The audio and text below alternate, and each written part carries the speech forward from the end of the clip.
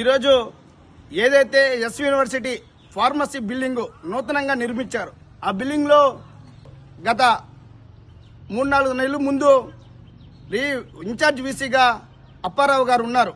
అప్పారావు గారు ఉన్నప్పుడు ఈ యొక్క బిల్డింగ్ని కన్స్ట్రక్షన్ స్టార్ట్ చేయమని చెప్పి టెండర్లు పిలిచి టెండర్లు అప్పచెప్పి ఈరోజు బిల్డింగ్ కూడా పూర్తి అయిపోయిన పరిస్థితి కనబడుతుంది. కానీ ఈ బిల్డింగ్కి ఎక్కడ కానీ క్వాలిటీ కంట్రోల్ అనేది చెక్ చేయకుండా ఎక్కడ కానీ ఫస్ట్ స్టార్టింగ్ నుంచి దాదాపు 4 కోట్ల వ్యయాన్ని వెచ్చించి ఈ బిల్డింగ్ కట్టడం జరిగింది.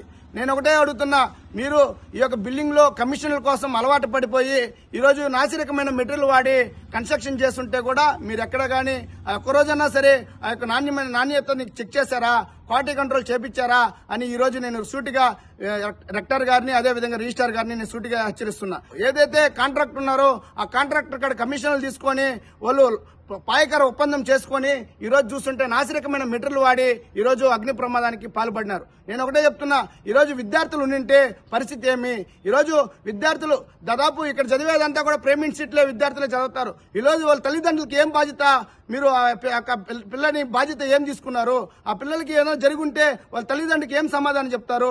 అంటే మీరు కేవలము మీ యొక్క స్వలాభం కోసం, మీ యొక్క డబ్బులు దోచుకోవడం కోసం ఈ రోజు నాసిరకమైన బిల్డింగులు కట్టి దాంట్లో విద్యార్థులను పెట్టి ఇలాంటి ఫైర్ అంతా కూడా అయిపోయి ఈ రోజు అగ్ని ప్రమాదం జరుగుతా ఉంటే కూడా ఈ రోజు ఎక్కడ కూడా ఇంతవరకు కూడా వీసీ గారు కానీ రిజిస్టర్ గారిని రెక్టర్ గారిని ఏమాత్రం స్పందించకుండా ఈరోజు నిమ్మకు నీరెత్తనలాగా వ్యవహరిస్తున్నారు. మేము ఒకటే చెప్తున్నాం, తక్షణమే ఈ యొక్క బిల్డింగ్ ఎవరైతే కట్టారో ఆయన పైన ఎంక్వైరీ చేయాలి.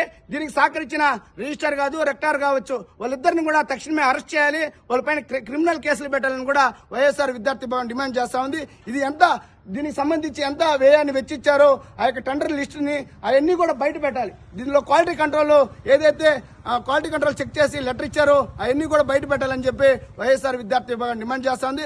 లేని పక్షంలో పెద్ద ఎత్తున కూడా ఈ రోజు యూనివర్సిటీ అంతా కూడా ఏడీపీని ముట్టడిచ్చేందుకు విద్యార్థులు విద్యార్థి సంఘాలు అందరూ కూడా ఏకమయ్యి పెద్ద ఎత్తున కూడా ఆందోళన కార్యక్రమం చేపడతామని ఈ రోజు మీడియా ముఖంగా తెలియజేస్తా ఉన్నాను.